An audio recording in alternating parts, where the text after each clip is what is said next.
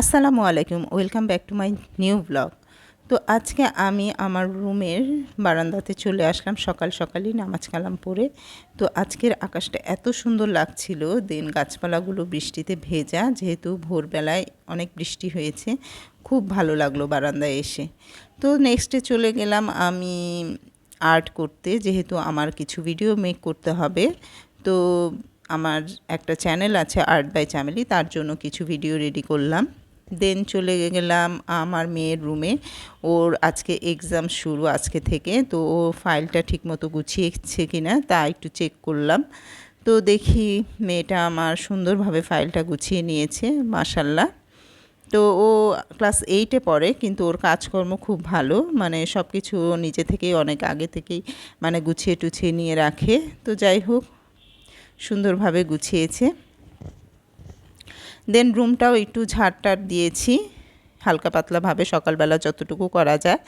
দেন আমি চলে গেলাম রান্নাঘরে। তো আজকে ভাবলাম ওর যেহেতু পরীক্ষা, আজকে একটু আলুর পরোটা করে দিই। প্রতিদিন তো একই টাইপের নাস্তা খায়, আজকে একটু ডিফারেন্ট কিছু করে দিই।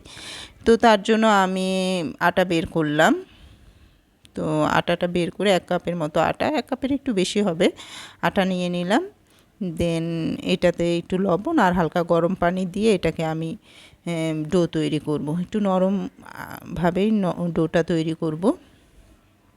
তো এই তো পানি ঢেলে দিলাম, একটু গরম পানি দিয়ে এটাকে সুন্দর একটা নরম খামির তৈরি করব।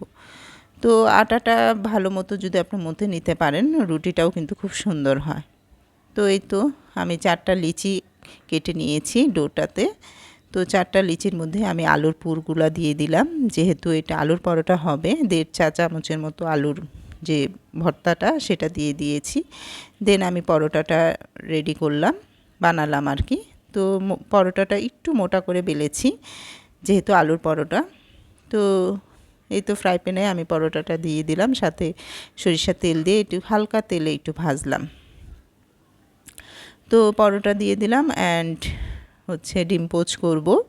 তো ডিমটা একটু দুপাশে উল্টিয়ে নিলাম, ও আবার পুরোপুরি ভাজা না হলে খেতে চায় না।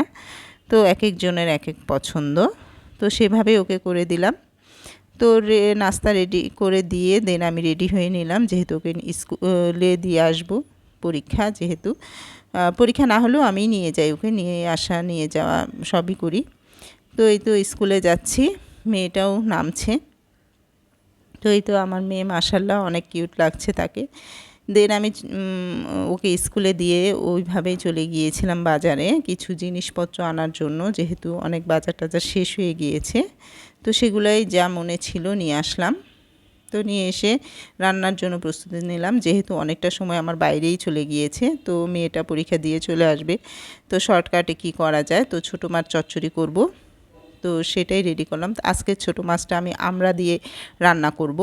তো আমরা নিয়ে নিয়েছি 2 পিস, আর 2টা আলু, ছোট আলু কুচি করে কেটে নিয়েছি, সাথে লবণ আর হলুদের গুঁড়া, মরিচের গুঁড়া, ধনিয়ার গুঁড়া, একটু জিরার গুঁড়া, দেন পেঁয়াজ কুচি দিয়ে সরিষার তেল দিয়ে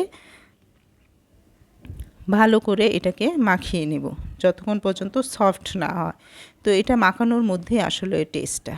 তো উপর থেকে আমি মাছটা দিয়ে দেব, মলা মাছ দিয়ে এটা চচ্চড়ি করব। তো এই তো সুন্দর করে মাখিয়ে উপরে মাছটা দিয়ে দিলাম, সাথে একটু পানি দিয়ে দিলাম, এটা হওয়া পর্যন্ত আর কি ওয়েট করব। তো দেন চুলায় দিয়ে দিলাম। তো এই তো পরে আমি কাঁচামরিচ দিয়েছিলাম, তো সেটা আর দেখানো হয়নি, অনেকগুলো কাঁচামরিচ দিয়েছি, যেহেতু আমরা ঝাল একটু বেশি খাই। তো এই তো আমার ছোটো মাছটা রেডি হয়ে গিয়েছে। দেন আমি মুসুরির ডাল রান্না করব, সেটাও ঘন আমড়া দিয়ে। আজকে আমড়ারই সব আইটেম রান্না করলাম। যাই হোক, যেহেতু 2টা আইটেমই রান্না করলাম, তো সব কিছু দিয়ে বসিয়ে দিয়ে পরে আমি একটু বাগার দিয়ে দিয়েছি।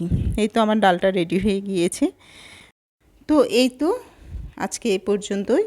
আমার ভিডিওটি যদি ভালো লেগে থাকে অবশ্যই লাইক, কমেন্ট, শেয়ার করবেন, আমাকে বেশি বেশি সাপোর্ট করবেন এবং সাবস্ক্রাইব করবেন। তো সবাইকে যেন আমি সুন্দর সুন্দর ভিডিও উপহার দিতে পারি। সবাই ভালো থাকবেন, সুস্থ থাকবেন, সে কামনায় রইল। আল্লাহ হাফেজ।